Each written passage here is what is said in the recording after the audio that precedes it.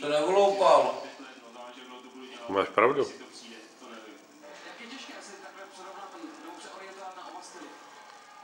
No, někdy je to lepší, že se člověk nesoustředí jenom na jeden.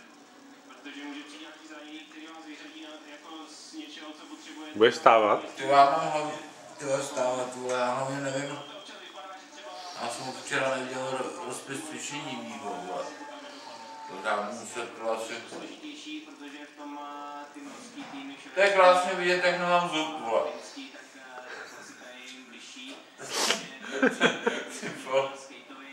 Tady s jedním popákem, vole.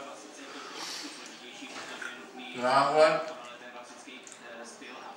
Já hlavně nemám přehled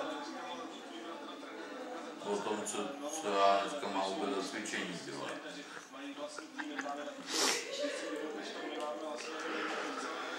No a co budeš dělat? Nic, za chvilku si tě pošlu pro rozpis, vole, vole.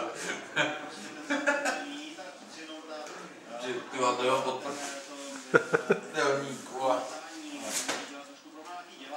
Seru na to.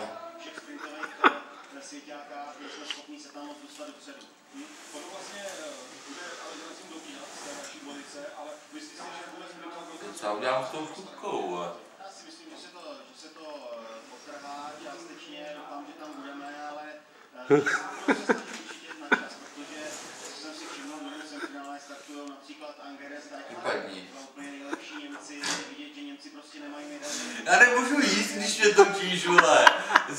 Si připadá hrozně blbě, vole. To si připadáš dobře. Ty krávo, jaká jsem ještě v pyžamu, ty vole. Ty jsi se na mě vysral večer, viď? Já už jsem spal, ty vole. No.